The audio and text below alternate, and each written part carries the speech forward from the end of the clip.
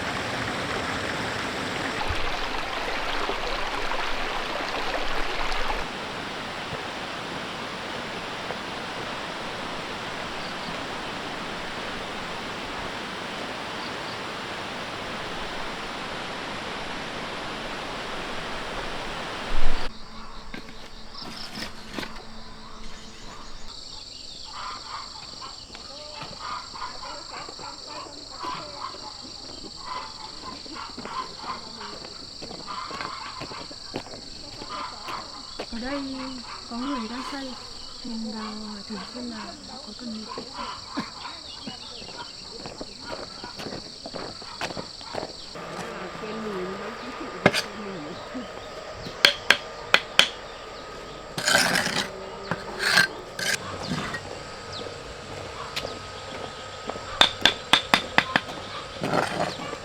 Chú ơi, mình có cần người phụ không chú nhỉ? À đây chú đi hai vợ chồng khác làm thôi, không cần người thêm đâu. Vâng ạ. Cháu cảm ơn, tớ đi đây.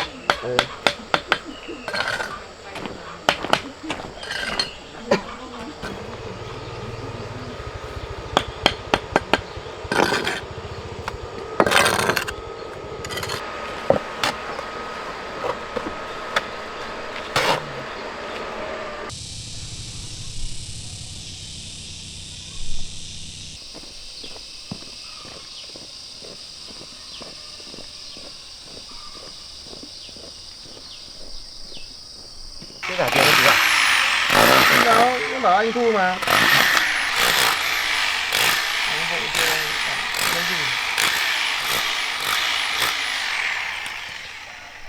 Thế đây nhỉ?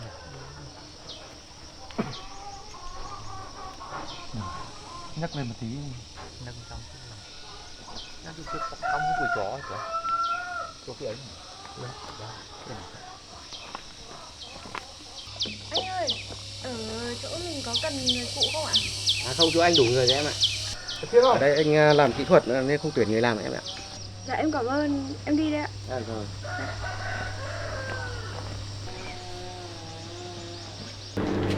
Hộ tôi toàn hộ nhưng hai cái đứa kia nó hộ cái gì đâu.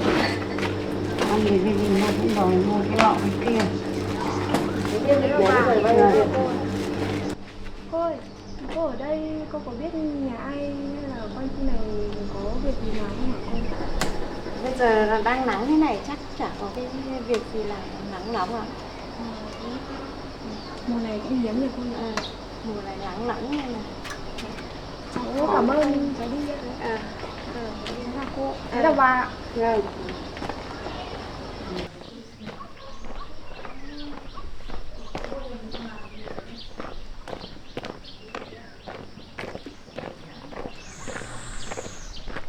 Trong này không có việc làm, chắc là mình cố đi quán ra ngoài kia xem không có ai cần người làm.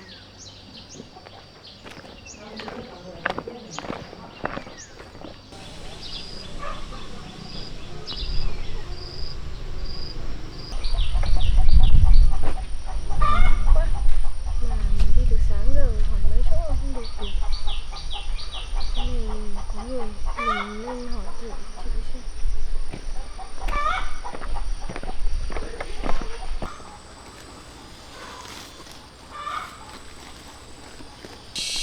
Thế là chị ạ. Ấy ơi, chị ở đây chị có biết quanh đây có nhà ai cần người làm không chị?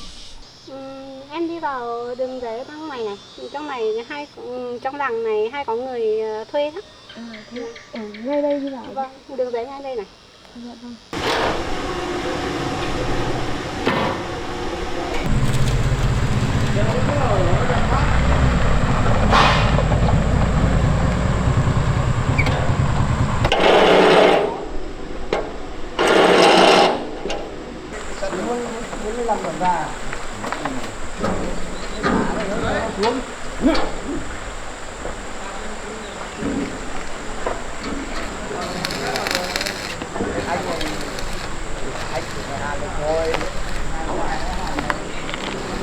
Bác ơi, ở địa điểm này ai phụ trách thế bác? Rồi đi lên cầu trên rồi. Vâng, thế nắng nôi này thì cháu có mua nước cho anh em công nhân đây uống không? Rồi. Thì bác cầm. Thế là cậu ấy đi lên trên tuyến cầu trên hả bác? Đi cầu trên rồi. Vâng.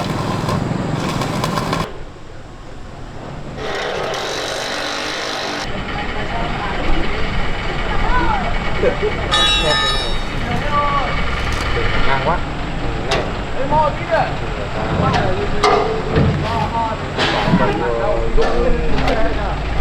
Xem thế nào, săn thêm anh em đỉnh này.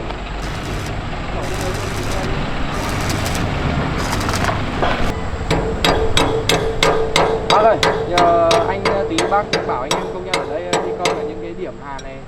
Bác bảo cháu là hàn chắc chắn giúp cháu nhé. Lại còn cái chỗ săn thép ở bên này không dùng thì mai bác bảo anh em cho về điểm tập kết giúp cháu với, để cái này nó không đảm bảo an toàn đâu ạ.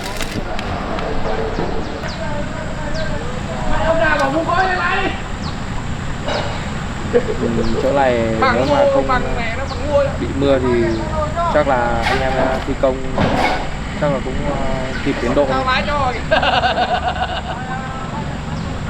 Mình được kiểm tra xem kết cấu nó chuẩn chỉ chưa. Lái luôn đi.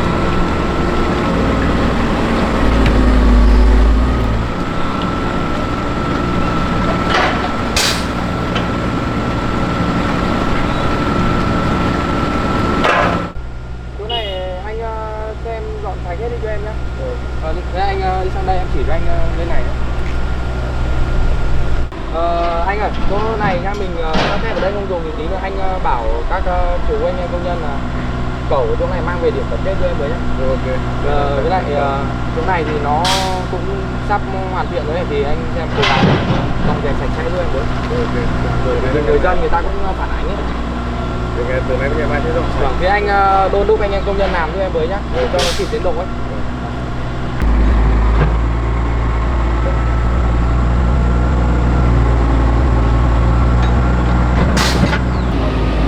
Các bác ở lại làm sau thì cháu ấy nhá. Vâng.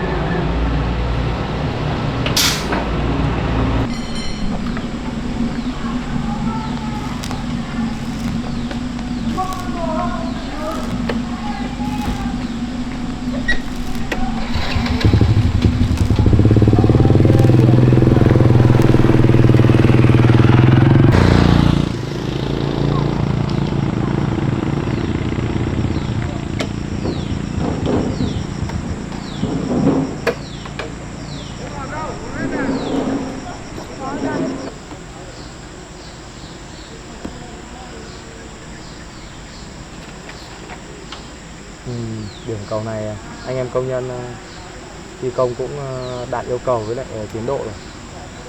Như vậy thì cũng đảm bảo mình bây giờ đi lên trên điểm cầu trên xem đôn đúc anh em công nhân xem cho anh em làm.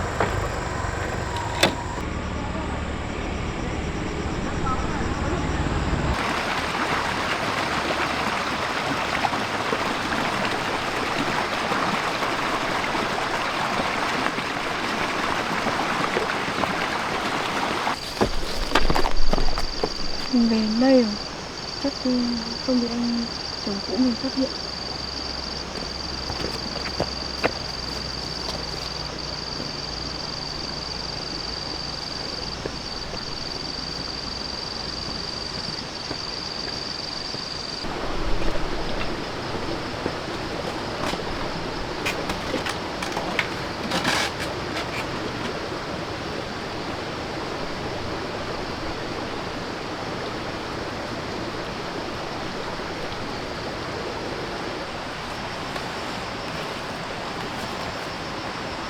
Xui quá, sáng đi không xin được việc, lại gặp thì anh chồng cũ đuổi bắt mình.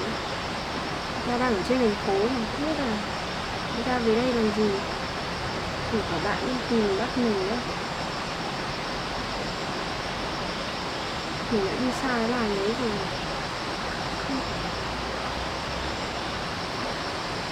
hay là sau mình đi chợ mình sẽ phải cẩn thận hơn. Nhưng mà anh ta bắt được mình rồi. Cũng may là mình trốn được người lái, không bị ai phát hiện. Nhưng sau mình đi đâu mình sẽ phải cẩn thận hơn. Mình lo quá. Mình về được đến làn an toàn rồi. Không biết là ngoài kia chúng ta đang đi tìm mình không? Chắc là hôm nay mình sẽ ở nhà thôi. Mình sẽ đi ra trong tủ mình sửa lại cái nhà tắm này. Đấy là cọ nọ còn một máu lên.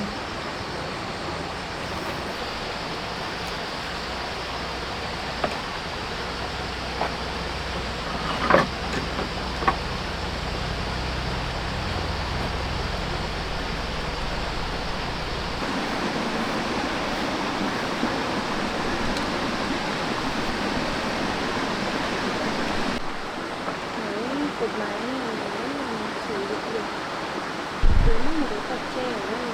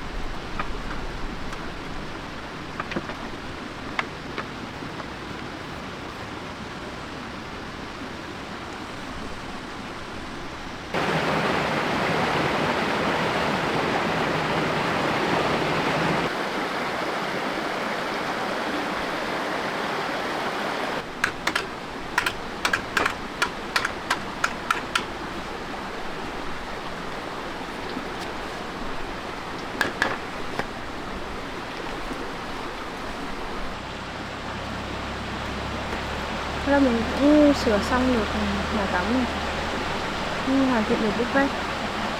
Trời còn sớm, chắc là mình đi tắm rồi giặt giũ quần áo, tí mình sẽ nấu cơm ăn sớm. Mai mình sẽ đi sang làng khác để mình kiếm việc làm.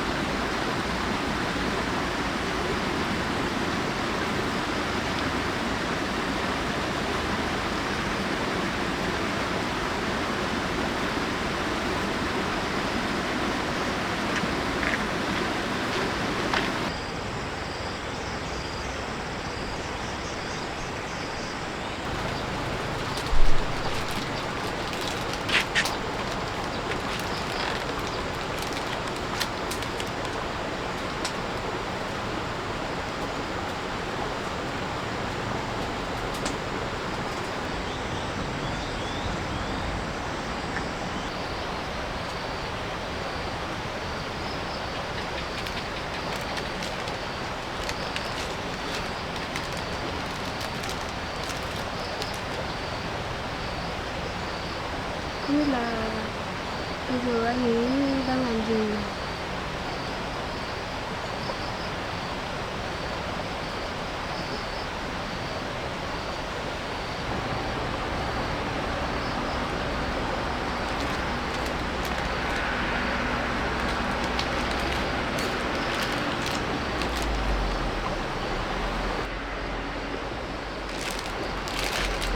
Chắc muộn rồi, mình đi nấu ăn.